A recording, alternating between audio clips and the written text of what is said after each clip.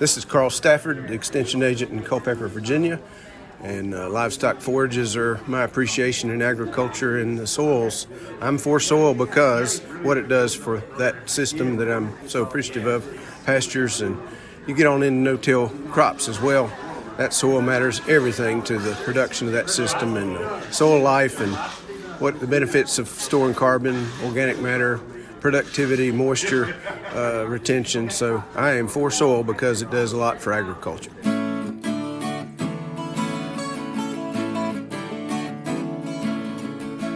Hi, everybody, and welcome to another episode of For the Soil, a Conversation. I'm your host, Jeff Hische, and my co-host, Eric Benfelt and Mary Sketch Bryant will be joining me in just a few moments. But the first order of business today is to thank you for your very positive feedback on our conversation with Becky Szarzynski. Becky is a young farmer. She lives and farms with her family in Fairfield, Virginia. That's in Rockbridge County, at the very end of the southern Shenandoah Valley, just north of Roanoke, if you will. And she has a major presence on social media, both on Facebook, and she has her own YouTube channel. Just do a search for Mountain Glen Farm. Becky is a wealth of knowledge, especially when it comes to grazing practices, forages, soil health. She's got a lot of things to say, and she's got a lot of followers. Becky Szarzynski, she was our special guest in part one of this episode. Now we hear from part two as Eric Benfelt continues the conversation. Sure, Becky, and this is coming from a previous conversation you had that, we think about the soil as an ecosystem. And I know just from your YouTube channel, as well as previous conversations, you talk about bird songs and different species of birds that you've seen on your farm. And I enjoy walking and recently seeing a merlin and hear some owls on close to our farm lane. So, just talking about the evolution that you've seen as far as the ecosystem of your farm. Yeah, it's really exciting, and it doesn't happen all at once. And there's not maybe a particular moment that you can be like, oh, I've made a positive change and things are going well. But over the course of time, and I think for me now being in farming my whole life, but really intensively the last 15 years, doing these better management practices on the farm.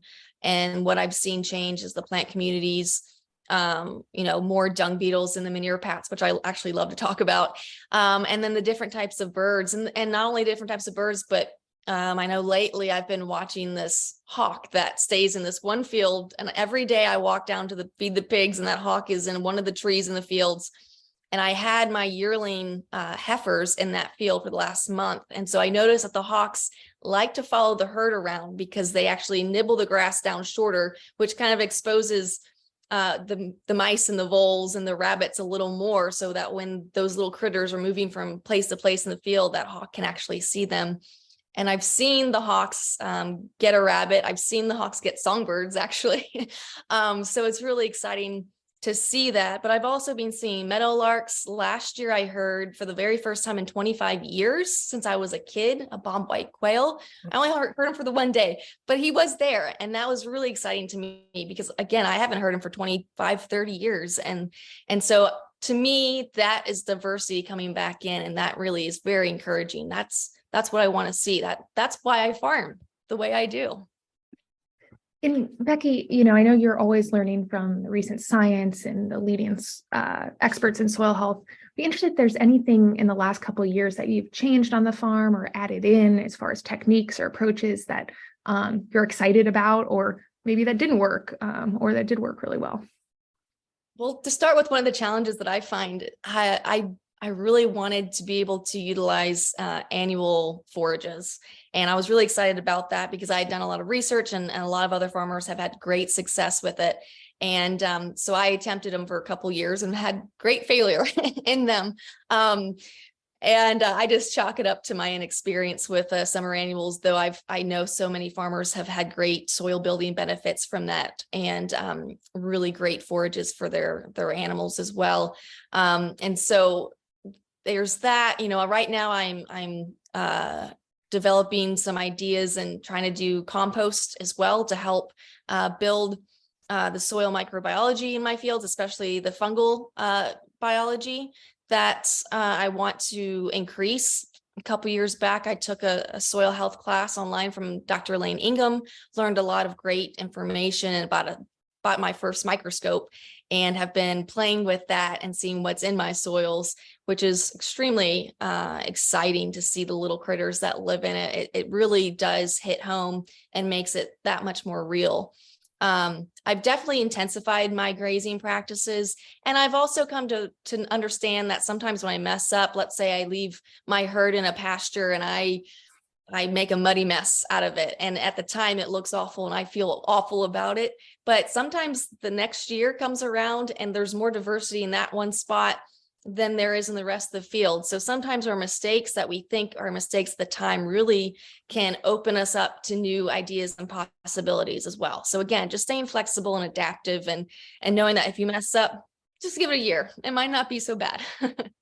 We're talking today with Becky Szarzynski of Fairfield, Virginia, in Rockbridge County in the southern Shenandoah Valley. Becky, I can hear the passion in your voice. You're obviously all in when it comes to soil health, when it comes to pasture management and farming in a biodiverse way. Who inspired you? You mentioned your dad earlier on, but other than your immediate family, can you talk a little bit about what those early resources were? Who lit the fire? Well, I will give credit to my parents for sure. Again, they both were foresters in the U.S. Forest Service, and so they were always into natural resource management. And so from a very early age, growing up on a farm, I knew that this was a lifestyle that I always wanted to pursue. But as I kind of took that pivoting moment when I dropped out of college to pursue agriculture full time, to my parents' great demise, because they wanted me to get my college degree, but I didn't. There was a few folks that I started watching on YouTube or reading their books. Greg Judy was a big one that really ignited it. Saw him at one of the grazing schools here in Virginia, and my dad and I both went to that workshop. And I remember on the ride home, it was about an hour ride home, we were talking nonstop about what we had just heard. There was some controversy in that workshop because that was about 15 years ago. So some other people didn't quite agree with some of the things he said. But he was talking about these concepts of grazing management and increasing your forage efficiency by putting your cows into a smaller group and rotating them on a daily basis. And at that point in my life, I really didn't understand what that was. And so from there, that kind of spurred me to research other people. Gabe Brown, Alan Savory, Alan Williams. There's a lot of great folks out there that I get inspiration from because they put science to it, along with actually doing it themselves in their own operations. And Mary, one thing that I've also, or not Mary, Becky, the importance of stories. And, as you talk about Mountain Glen Farm and trying, marketing the products that you raise, the cattle and the pigs, what do you like to highlight, particularly in relation to soil health? Well, we all know this, but it all comes back to the soil. There's a connection between soil, plants, animals, and human beings, and we're all connected. We are not separate from each other, and every single person on this planet, every animal, every plant, I think, contributes to soil health in one way or another, whether you see it directly or not. For me, I'm in a really blessed position that I get to directly see what impact I'm having on my soil. But people who live in, the cities, they still have a huge impact on soils as well. And I take a great responsibility in being a good steward of my soils. It can be something that's controversial, but it can also bring us together. And I hope that we pursue that for sure. And coming back to your comment on storytelling, the reason why I wish I could tell more stories, and maybe I should share more of my stories. Sometimes I wonder if people want to listen to them or not.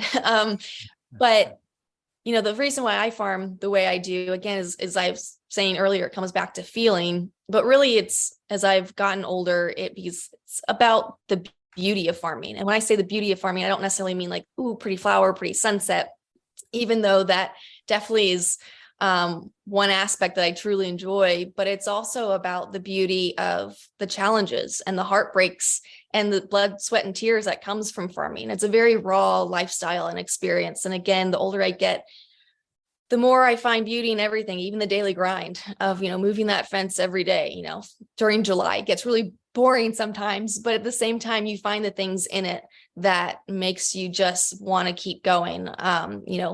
Seeing those barn swallows or tree swallows come every time I move the cows, I can almost clock it, give them about 30 to 45 seconds. If they're not there when I move the cows, they will be there in about 30 to 40 seconds. And it's super exciting to see that and just watch the impact that animals have on our environment, and knowing that I'm a part of that is just really amazing. And I think more and more of these younger folks are starting to see that as well and wanting to be part of that in their lives.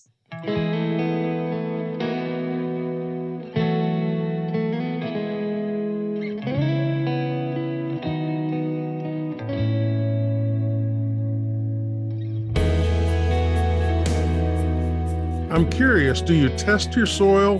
And if so, how often and what methods do you use? Yeah, so we do soil tests every few years. We purchased the farm that I'm at currently here 6 years ago. And so I did some heavy soil testing. I sent my soil test into Virginia Tech. They have a free soil test, but you also can do organic matter as well. So we do tests like that. So that's more on the chemical side. And that's really helpful. Like I was saying earlier, I bought a microscope, and so I can actually see what biological activity is going on in my soils as well. So I definitely use that as a tool to see kind of where I'm at. Some of these biological changes might not happen overnight, and a lot of these changes don't happen overnight. We just have to be patient, but they do happen in time. And so I like to use as many tools as I can. I don't like to say one tool is good or bad. Certain times, certain tools work, and it's all about time management and management of these tools as well. Maybe you use them just once or twice. Maybe you don't use them again for a few years, but just staying adaptive and flexible on what we use. And so soil testing is really important and just gives you a good baseline of kind of where you're at. So then every few years you can come back and see, has it changed? Is what you're doing making an effect on your land? And Becky, you've talked about some of resources that you really used over the years getting started to learn about soil health, Craig Judy and whatnot, but would love to hear recently what are some resources and people that you've really been learning from. So I love to listen to podcasts. I do some driving around from time to time and just love to listen to podcasts. So obviously your guys' podcast is great. Enjoy all the folks that you bring on. Another one that I really have been enjoying lately is called the Herd Quitter podcast. And it's kind of, I'm not going to say off the wall thinking about farming, but it's definitely outside the box thinking about farming. And that's what I always find is super exciting, is these ideas, these innovations that are different. The Regenerative Ag podcast is another really great one. South Pole has a podcast too, if people want to look that up.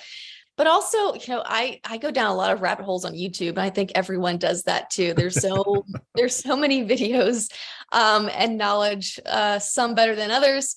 But and then I just always try to, the Acres magazine's a great resource I go to. There's so many books and resources out there right now. It's kind of just depends on what your forte is on what you want to learn right then and now. But I really am a big watcher of YouTube. But then, going out on your land, I learn a lot from that as well. So just watching your animals and watching your landscape, that's a huge learning resource there also. Unfortunately, our time is up in this segment, and I want to thank you for coming back for a part two of our conversation. Becky Szarzynski of Fairfield, Virginia and Rockbridge County. And Becky, remind us again of your social media channels, your YouTube channel. Yeah, so you can watch some of my YouTube videos on Mountain Glen Farm. You can also find me on Facebook, Mountain Glen Farm. And you can also email me if you got any questions or comments at mountainglenfarm@gmail.com. And what is the web address for the Forage and Grasslands Council? Yeah, the Virginia Forage on Grassland Council has some great resources. They have a mentor program as well. And if you want to come to any of their pasture walks or winter forage conferences, a great time to network with other farmers. Their website is va-forages.org. All right. Thank you so much for your time. Mary, Eric, Becky, thank you so much, and take care. Thanks, guys. Yeah. Thank you, Jeff. Thank you, Becky. And we do have time on this episode for another of the key principles of soil health from Dr. Rory McGuire at Virginia Tech. Keeping the soil covered is very important in terms of preventing soil erosion. Soil erosion is one of the biggest ways to decrease soil quality. If you lose the soil, you're losing the valuable part of your land. So keeping the soil covered prevents soil erosion. And when raindrops directly impact the soil, they can form a crust on the soil surface. They actually break the soil structure right at the soil surface. And once the soil structure is broken at the surface, you don't get any infiltration of water anymore. And of course, if water doesn't infiltrate, it runs off. And when it runs off, it takes the soil with it. So keeping the soil covered is extremely important in terms of preventing surface crust formation and soil erosion. Dr. Rory McGuire at Virginia Tech. For the Soil, a conversation is made possible with funding support from the National Fish and Wildlife Foundation and the Agua Fund. Other partners include the USDA's Natural Resources Conservation Service, Virginia Cooperative Extension, Virginia State University, Virginia Department of Conservation and Recreation, and partners of the Virginia Soil Health Coalition. Views expressed on this podcast are those of each individual guest. To download a copy of this or any other episode, visit the website forthesoil.org. And if you should have a specific question about soil health, just call your local extension office or contact your local USDA Service Center or a Soil and Water Conservation District office. Music used during today's program was provided courtesy of Mr. Ruiz and the Flip Charts, all rights reserved. For the Soil, a conversation is produced by On the Farm Radio in collaboration with Virginia Tech. I'm your host, Jeff Ishii.